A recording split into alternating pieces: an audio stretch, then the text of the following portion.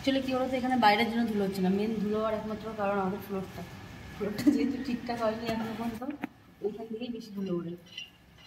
কারণ বাইরে তো পড়েই যায়, শুকাচ্ছেই না, কি করে ধুলো এটা।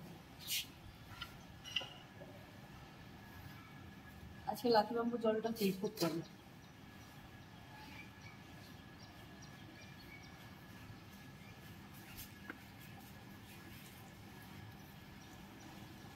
Good morning. এই যে আজকে সকালবেলা গরম গরম লুচি আর ঘুগনি আছে সকালের ব্রেকফাস্টে, ছোলে ভাটুরে। তো এটা দিয়ে আজকে ব্রেকফাস্টটা সেরে নেব। এই যে আজকে ইন্টারনালের নোটিশ আসলো, আজকে না কালকে রাতেই এসছে, সেই জন্য আজকে থেকে একটু পড়াশোনা শুরু করেছি। 2 তারিখে এক্সাম আছে, খুব বেশি না, ইন্টারনাল মনে হয় 10 নম্বরেরই হবে।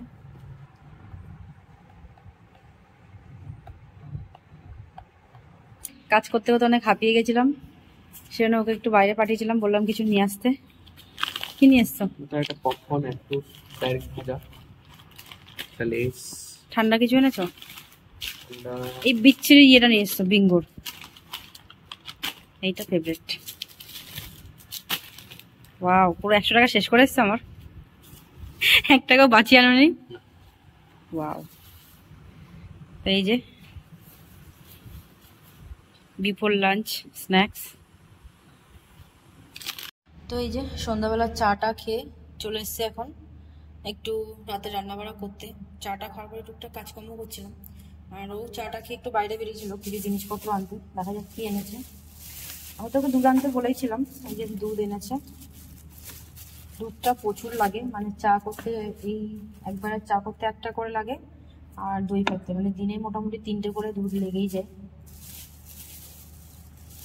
আচ্ছা, একটা ক্যাবেজ এনেছে, শসা, আর এই যে ধনেপাতাটাকে আবার জল দিয়ে রাখতে হবে, কারণ সত্যি ধনেপাতাগুলো ভালো ছিল।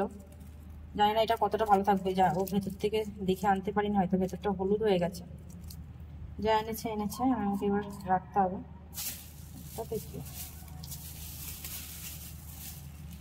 আচ্ছা, এটাতে একটু চিকেন কিমা এনেছে, ও বলছিল আজকে যে একটু রুটি তো রোজই খাওয়া হচ্ছে, আজকে একটু অন্য কিছু বানাও। তো দেখা যাক, একটু চিকেন কিমা এনেছে, দেখি একটু ভাবছি রোল বানাবো, মানে রুটিতেই বানাবো, কোনো ময়দা টয়দা ইউজ করবো না।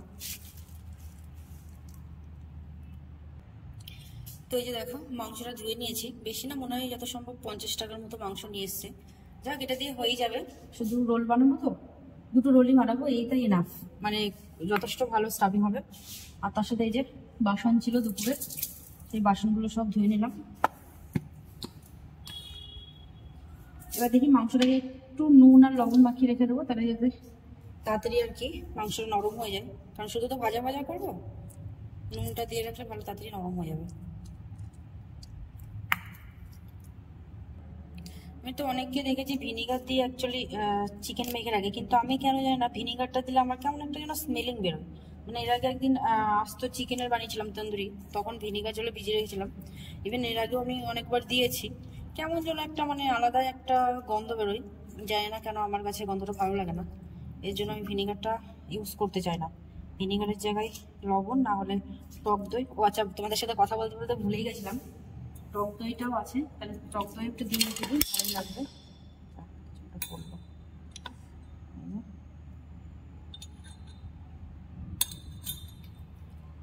আজকে টক দইটা খাওয়াই হয়নি, পুরোটা নিয়ে আজকে দুপুরবেলা এই ফেস প্যাক টেক প্যাক এই বানিয়ে শেষ হয়ে গেছিলো, আর একটু আছে, এই যে চিকেনে দিয়ে দেবো, দিয়ে তারপরে রাতে আবার বসিয়ে দেবো টক দইটা।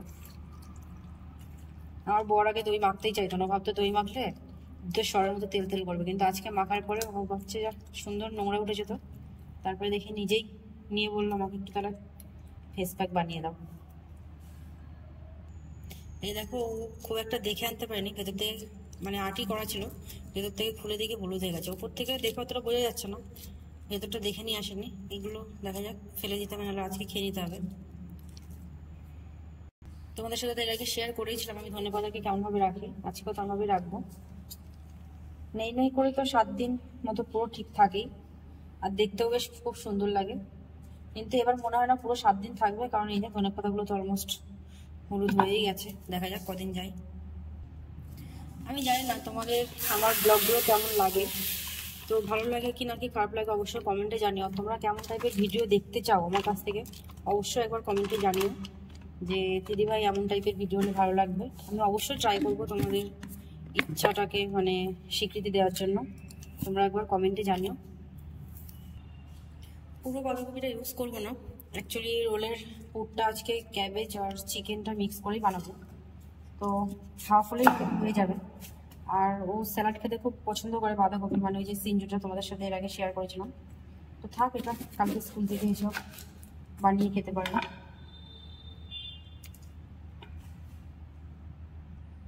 আমি কিন্তু ছুরি দিয়ে কাটতেই বেশি কমফোর্টেবল ফিল করি। যদিও জানো তো বিয়ের আগে আমি কখনো ওই ছুরি দিয়ে কাটিনি, মানে বাড়িতে তেমনভাবে তো রান্না বান্না করা হতো না, যা টুকটাক আর কি কাটাকুটো হতো, ওই বটি থাকতোই মা ইউজ করে, সেখান থেকে কেটে নিতাম। কিন্তু এটা বিয়ের পরে যখন মানে আর কি আলাদা করে সংসার শুরু হয় মণিপুরে গিয়ে, তখনই কেনা হয়েছিল এটা, তখন থেকে চলছে, যদি ধারটার কিছু দেওয়া হয়নি। এই ট্রাইবাল এরিয়া জিনিসপত্র সত্যিই খুব ভালো হয়, তো তখন থেকে আমি ছুরি ব্যবহার করি। যদি একটা ছোট বটি নিয়ে গেছিলাম মাছ টাছ কাটার জন্য, এখনো আমার কাছে আছে, কখনো দেখাবো তোমাদেরকে, কিন্তু ওইটা আমি ইউজ করি না। মানে ছুরিতে অভ্যস্ত, এখন যেটাই হোক না কেন, মানে কুমড়ো হোক, বাঁধাকপি হোক, শাক হোক, আমি সব কিছু ছুরি দিয়েই বেশি কমফোর্টেবল। মানে ইভেন এখন বাড়িতে গেলে, এই এর আগের বাড়িতে গেছিলাম শ্বশুর বাড়িতে, শাশুড়িও বটি ইউজ করে, সেই জন্য ভালো অত ছুরি নেই, একটা টুকটাক ছুরি আছে, উনি ওই পেঁয়াজ টিয়াজ হাতের কাছে যেটা দরকার লাগে কাটে। তো আমি একটা ছুরি কিনে ওখানে রেখে এসেছি এবার, মানে বাড়িতে গেলে যেহেতু টুকটাক যদি কিছু রান্না বান্না করি কিংবা শাশুড়িকে হেল্প করে দিই কাটাগুলোর জন্য, তো ওটা দিয়েই কাটি। আর এই যে পিড়িটা দেখতে পাচ্ছ, এটা কিন্তু রুটি করা পিড়ি না, রুটি করা পিড়ি আলাদা আছে, এটা শুধু মানে এই চপ করার জন্যই আর কি। আমি এটা কিনিনি, প্লাস্টিকের কিনিনি, কারণ ওটার মধ্যে না খুব একটা দেখি না আমার ভালো হয় না, বাড়িতে আছে ওটা, তো সেই জন্য এটা কিনেছি। এটা খুবই ভালো, মানে আমার এইটাতেই খুব সুন্দর হয়। আমি এবার বাড়িতে গেছিলাম, আমার শাশুড়িকেও বলছি যে তোমার পুরোনো যে পিড়িটা আছে ওটাতে মানে কাটার বানিয়ে নাও, আর একটা নতুন কিনে ওটাতে রুটি করো। এই শাশুড়ি বলছে না, আমি তো তেমনভাবে ছুরিতে ইউজ করতে পারি না, ওনার প্লাস্টিকের আছে, যেটা দরকার লাগে পেঁয়াজ কাটা কোথায় ইউজ করে। আমি ঠিক আছে, পরে আমি যখন বাড়িতে আসবো তখন ইউজ করবো, কারণ আমিও তো বাড়িতে তেমনভাবে থাকি না, এর জন্য আমি মানে আমার ইচ্ছে মতো জোর দিয়ে জিনিসপত্র কিনতেও চাই না, কারণ শুধু বেকার টাকা নষ্ট। আমি যেটা হয়তো কিনে রেখে আসবো, উনি তো সেটা ইউজ করতে পারবে না, সবার মানে সব রকম জিনিসে কমফোর্টেবল না, সেই জন্য ওইটার মানে করিনি। তো এই যে দেখো আমার গুড়টা শেষ হয়ে গেছে, তো কালকেই শেষ হয়ে গেছিলো, এইটুকুনি কাছে হবে না, দুদিন ধরে চিনি দিয়েই চা খাচ্ছি, সুগার ফ্রিটাও নেই। তো আজকে অনলাইনে ফ্লিপকার্টে গ্রসারিসে জিনিসপত্র অর্ডার করলাম, মোটামুটি 1400-1450 টাকা জিনিসপত্র অর্ডার করেছি, তো 400 টাকা মতো ছাড় পেয়েছি। দেখা যাক কদিনের 2-3 দিনের ভিতরে হয়তো চলেও আসবে। তো এই যে সব কাটাকুটো হয়ে গেছে, এবার বসিয়ে দিই। দুপুরে কি পটল পেয়েছিলাম আর কাঁকরোল পেয়েছিলাম, ওটাই রয়েছে, মাজিনি, তেলেরই কড়াই, যদিও তেলও নেই কিছু নেই, তাও শুধু শুধু মেজে আর কোনো লাভ নেই। দেখি হালকা করে একটু তেল দিয়ে দিই, মানে তেল মোটামুটি শেষ হয়ে গেছে, যেমন নতুন তেল কিনেছিলাম।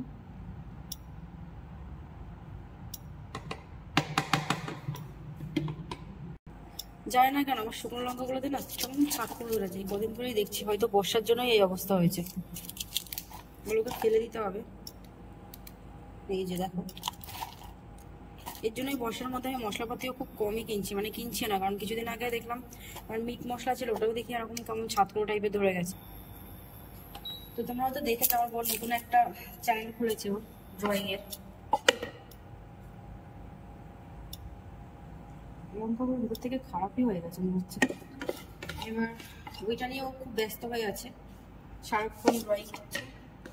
তোমরা তো তোমাদের কাছে তো মানে চ্যানেলটা তো শেয়ার করেছিলাম, অবশ্যই সাপোর্ট করো, কারণ ওর ড্রয়িং নিয়ে অনেকদিন ধরে একটা ইচ্ছা আর কি, সুপ্ত ইচ্ছা বলতে পারো, কারণ অনেকদিন ধরে ড্রয়িং শিখেছে, ওর হাতের কাজও খুব ভালো। তো সেই জন্য আমি বললাম তুমি এটা নিয়ে কেন না এগোচ্ছ, বলার পর বললো ঠিক আছে তাহলে দেখি। তো টাইমটা তেমন ও পায় না, আমার থেকে স্কুলে বেশি ব্যস্ত ও থাকে, যেহেতু একটা হায়ার ক্লাসের আছে, তারপরে নিটের কোচিং নিতে হয় আলাদা, তো বেশি ব্যস্ততাই দেখা যাক, যেদিন একটু একটু ছুটি পাই, মানে সানডেটা আজকে বলতে গেলেও সারাদিন ধরে ড্রয়িং এর পেছনে টাইম দিচ্ছে। তো তোমরা একটু সাপোর্ট করো, পাশে থেকো, তাহলে অবশ্যই আরও এগিয়ে যাবে, ভালো ভালো কাজ করার সুযোগ পাবে। তোমরা অবশ্যই দেখতে পাবো কী কী করছে না করছে। আমিও আমার ডেলি ব্লগগুলোতে মাঝে মাঝে তোমাদের একটু একটু করে ক্লিপ দিই যে ও কী কী ড্রয়িং করছে না করছে। আর তোমরা অবশ্যই আমাকেও জানিও যদি কোনো ভালো ড্রয়িং চাও কিংবা কিছু দেখার ইচ্ছা থাকে, আমি অবশ্যই ওকে সাজেশন দেবো, ও কেমনভাবে চেষ্টা করবে করার।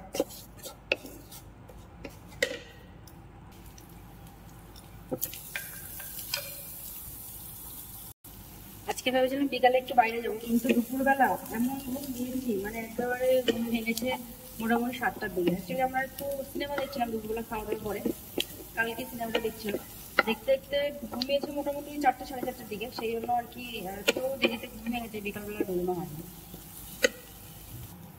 আর আমার একটা ব্যাড হ্যাবিট কি জানো তো, মানে আমি যখনই সিনেমা দেখতে বসি, মানে মোটামুটি আধ ঘন্টার মধ্যে আমার ঘুম চলে আসে। যেহেতু আমার সাথে সিনেমা দেখতেই যায় না, তাহলে ধর তোমার সাথে সিনেমা দেখবো না, সিনেমা দেখতে বসলে ঘুমিয়ে পড়বো। মানে ধরো আজকে দেখতে বসেছি, আবার রাত্রেবেলা পড়বো, কিন্তু তার সিনেমাটা শেষ করতে পারবো না। লাস্টে কী হবে, কালকে একলা একলা দেখে শেষ করবে, বলবে না তোমার ফোনে আমি পাঠিয়ে দিচ্ছি কিংবা ল্যাপটপে পরে দেখে দিই। আর আমার সেটা দেখা বলবে না। পঞ্চায়েতটা সেই কবে থেকে এমনভাবে পড়ে আছে, কয়েকটা এপিসোড দেখার পরে পড়েই আছে। ও যদিও শেষ করে ফেলেছে, আমারও দেখা হয়নি।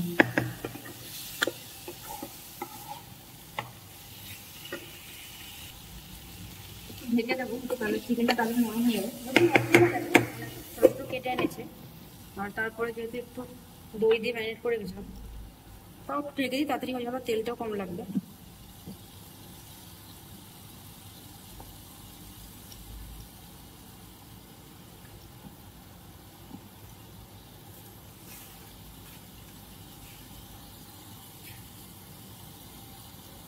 তোমাদের কার কার আমার মতো এরকম রান্না করতে করতে গ্যাস ইন্ডাকশন মোছার অভ্যাস আছে অবশ্যই জানিও। মানে আমি তো প্রচুর, মানে রান্না করতে করতে এটা মুছবই।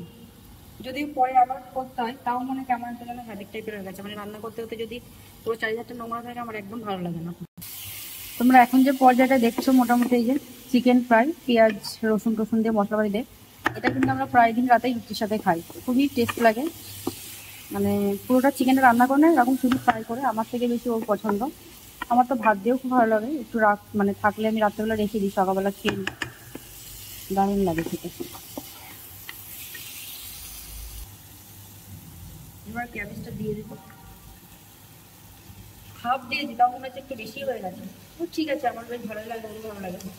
থাকলে যতটা মানে বানাবো রোলে বানাবো, আর থাকলে সকালবেলা খেয়ে নিতে পারবো রুটি দিয়ে। তো এই যে তোমাদের সাথে রোল বানানোটা শেয়ার করতে পারিনি, কারণ প্রায় মোটামুটি রান্না করতে করতেই কারেন্ট চলে গেছিলো। তো এই যে খাওয়া দাওয়া কমপ্লিট হয়ে গেছে, এবার রাতে এসে একটু সিনেমা দেখছি। তো আজকের ভিডিওটা এখানেই শেষ করছি, কেমন লাগলো অবশ্যই জানিও, ভালো লাগলে লাইক কমেন্ট এবং শেয়ার করবো। দেখা হচ্ছে নেক্সট আরেকটি ব্লগে। ততক্ষণ সবাই ভালো থাকবেন, সুস্থ থাকবেন। Good night.